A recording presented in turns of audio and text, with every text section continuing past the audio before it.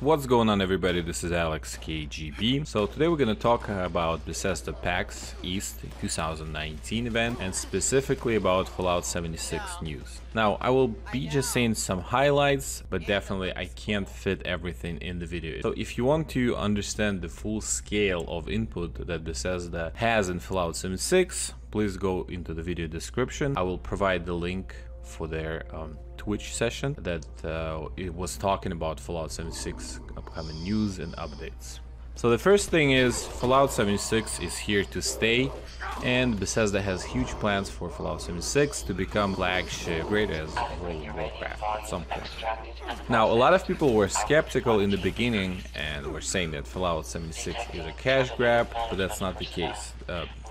Todd said that there was a lot of issues in the development, and he called the launch of Fallout 76 interesting, not completely admitting or apologizing for all the controversy that was going around, but that the one thing that he said, that there were really a lot of issues that they didn't expect that came up, and that's why so many bugs got into the game.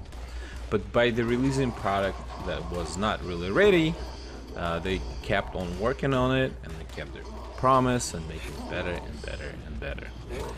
One of the things that I found really interesting during the session, that the masks that you see were actually inspired by real masks in Halvish's general store that the research team found when they were gathering information for Appalachia, and I think that's pretty cool.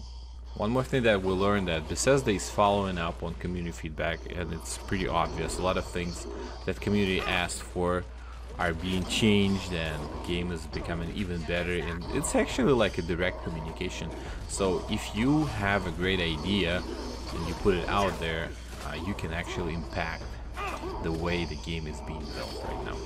Bethesda is mostly looking on Reddit and Bethesda forums, obviously, but Reddit is their focus. They have community managers there that looking at all the posts, and they were talking about some crazy builds or things that they saw on Reddit and that they were popular on Reddit, like the Murder Church video or the Cow Launcher video, and they were admitting that the game actually didn't have any algorithm for that. It was very interesting for them how it's actually working in the game, how the engine is handling that, and I think it's very awesome. I think it's cool, and the fact that you can be the contributor by saying what are things you should be improved, and if people agree with you, it goes upvoted on Reddit. You can actually see it at some point being implemented in the game. That's awesome. The survival mode that is right now, it will be evolving and it will be adjusted. It's just a beta. The main reason why Bethesda put high level and allowed to transfer high level character from the other mode into the survival mode was to pretty much break the game, to see the limitations, what can be done, how it can be improved. Now they were talking about sniper builds, the chameleon builds, being invisible is the edge right now in the survival mode, obviously, but I'm just hoping that it's going to be changing going forward, and heavy armor build, power armor builds, and other builds gonna get popular as well, because they will be competitive, not just sniping, being visible at the train station. So. They also confirmed that multiplayer high risk reward dungeons are coming. The event's going to be called Vault Raids, and there will be for 4 people at least. They'll be coming this summer, but clearing those out will provide you a lot of legendaries, legendary enemies, and should be a lot of fun to do. Todd Howard also did a joke about how a lot of people are trying to reach them. There's different ways to reach them, and he said someone even sent him a box of Bobby Pings that said "wait this" on them. I think that's hilarious. Also, regarding the survival mode, it might become a season thing. They're not sure the direction it's going to take, and I think it's up to us, up to the community, to raise our voices how we want it to be improved, what we want to see in the game for the survival mode. But they talking about a season thing, and you might have to have a new character for every season. I'm not sure how I think about that, honestly. I'm not really sure.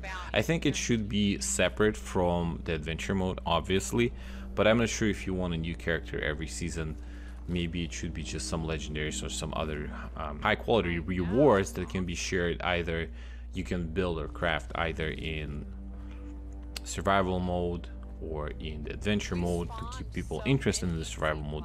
But starting a new character every time seems like a lot of trouble to go through. Another thing that was cleared out is legendary vendor is coming, and the way how it's gonna work, you should be able to scrap your legendaries. For scrap legendaries, you're gonna earn tokens, and with those tokens you'll be able to create new legendaries or tweak the legendaries you have, making something unique and new, and I can't wait to this actually to roll out.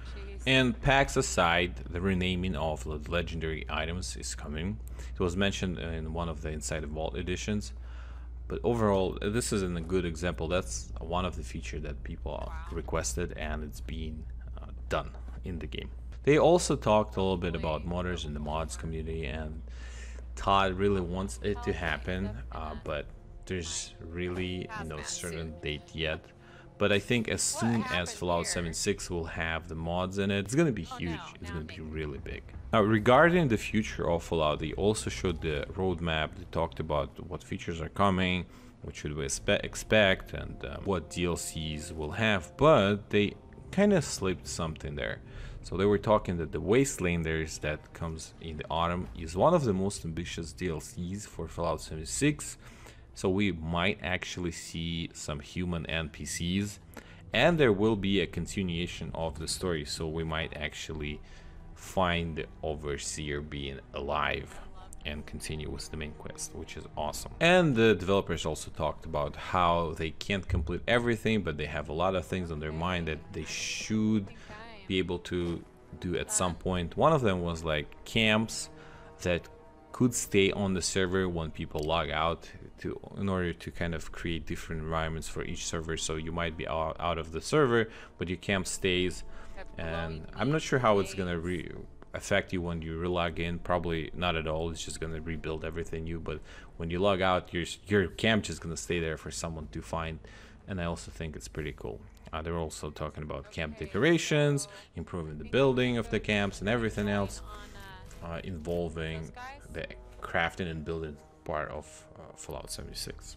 Okay, so this is all the highlights I wanted to tell you about, but definitely go check out the actual video in the description for their Twitch, where they're talking about all the details. I think it's very interesting, and I am very pleased to see that Fallout 76 has great future ahead of it. Meanwhile, I keep on working on my heavy weapons power armor build. Hopefully it's gonna come live in a week or so. But again, it's pretty hard with the newborn baby. Anyway, thanks for watching. This was Alex KGB, and bye-bye. Players.